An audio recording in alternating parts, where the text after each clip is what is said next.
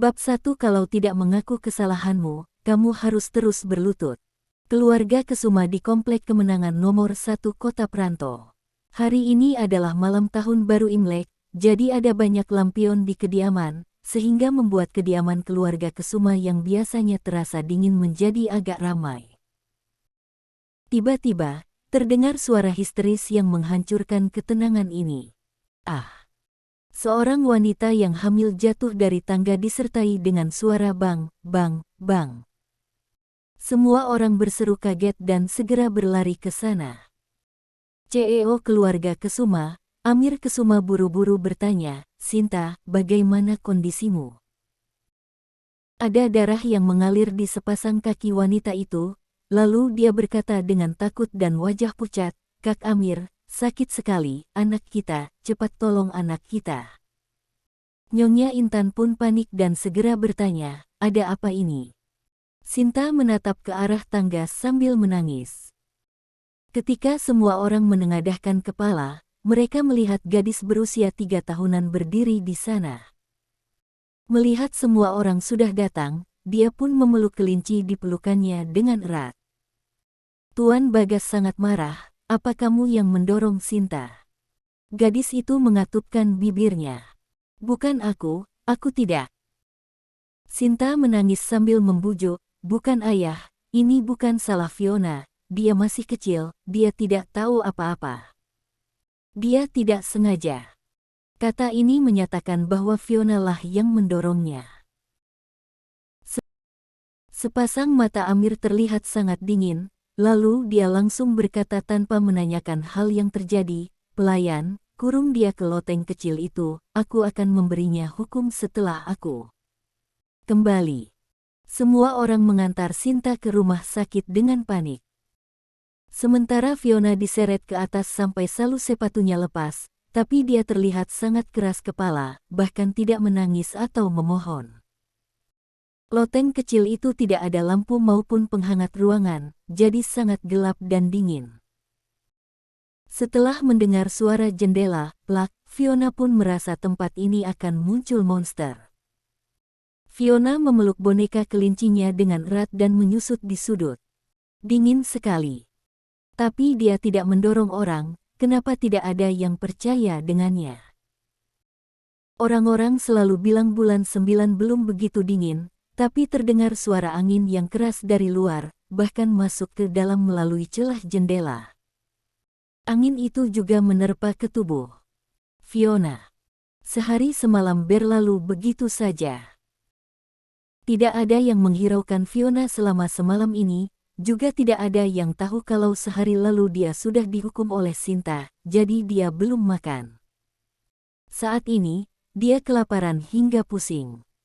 Tuan Bagas bilang kalau dia tidak mengakui kesalahannya, tidak boleh membiarkan dia keluar. "Ibu." Fiona kedinginan sampai bibirnya membiru, bahkan tubuhnya gemetar dan dia bergumam sambil memejamkan mata, "Ibu." Fiona tidak salah, Fiona tidak mau mengaku kalah. Fiona tahu setahun lalu ibunya sudah meninggal. Setelah ibunya meninggal, ayahnya mencari seorang bibi, tak lama perut bibi itu punya bayi. Bibi ini bermuka dua, ketika ada orang, dia akan baik pada dirinya. Tapi, ketika tidak ada orang, dia akan berubah menjadi iblis. "Ibu." Fiona sambil berpikir, lalu memegang erat telinga boneka kelincinya, tak lama pun pingsan. Tak lama kemudian, terdengar suara pintu terbuka. Amir menarik Fiona yang pingsan ke bawah dengan marah, lalu melemparnya ke lantai salju di luar sana.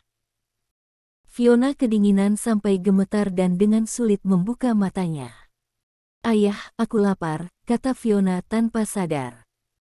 Amir berkata dengan nada dingin, "Kamu sudah membuat adikmu yang di perut Sinta mati, bisa-bisanya kamu bilang lapar. Aku kenapa ada putri kejam sepertimu?" Fiona yang dingin terlihat lemas, bahkan tidak bisa berkata apa-apa. Amir melihat tampak dia yang seperti ini pun marah besar.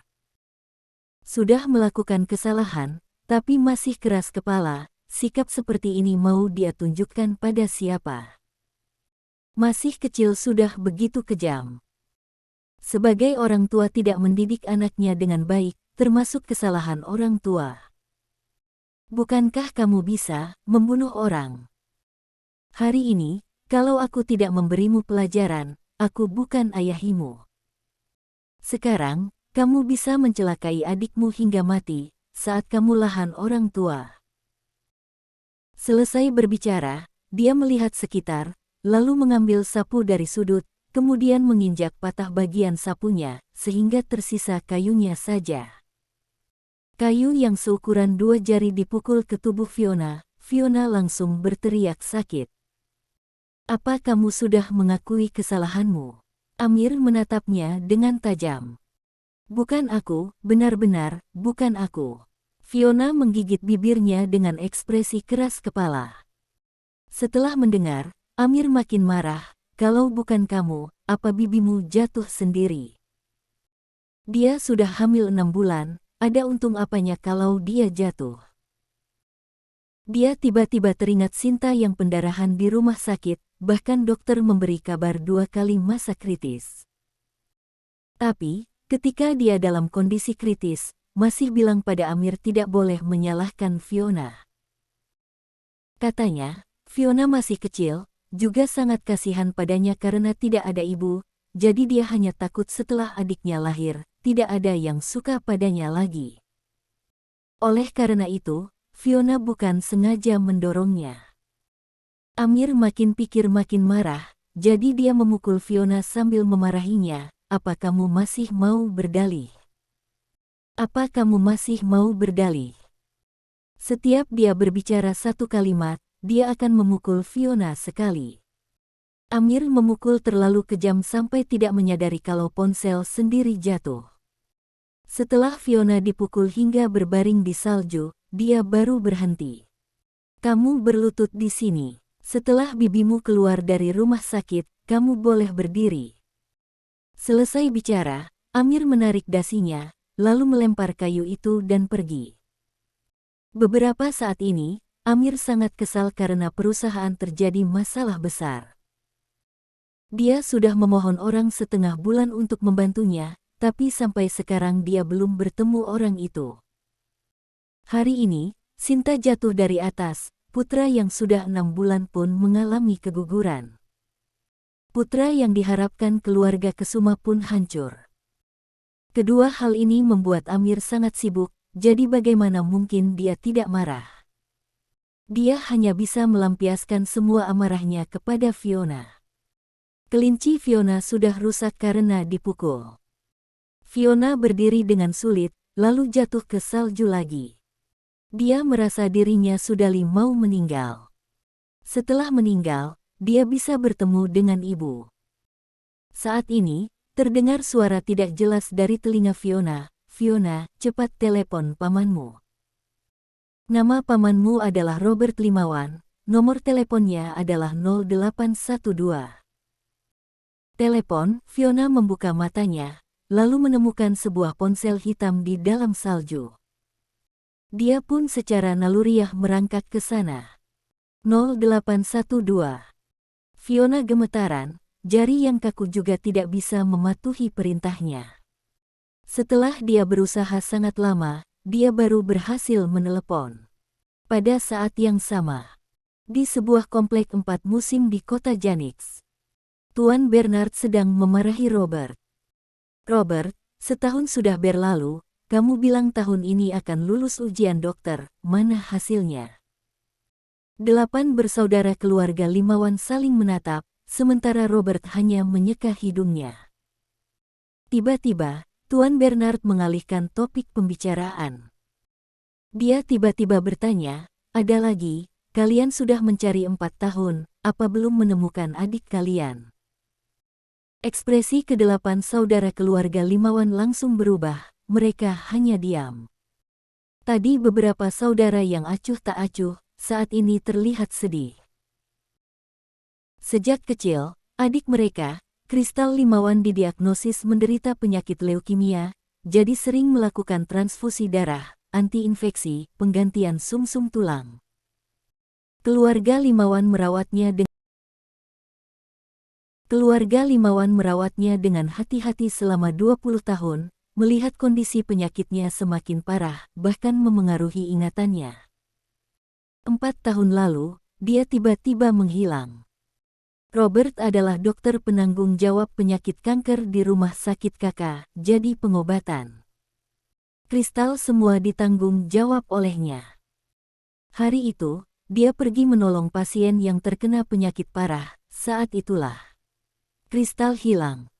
Selama 4 tahun ini, Robert terus merasa bersalah dan kesal. Meskipun dia ada bakat keterampilan kedokteran yang sangat luar biasa, dalam 4 tahun ini dia tidak ada kemajuan apapun. Keluarga Limawan ada 8 putra, sementara Kristal adalah putri satu-satunya. Setelah putri mereka hilang, Nyonya Kiara pun jatuh sakit, sementara sikap Tuan Bernard makin ens. Setiap anggota keluarga Limawan merasa tertekan sampai sesak.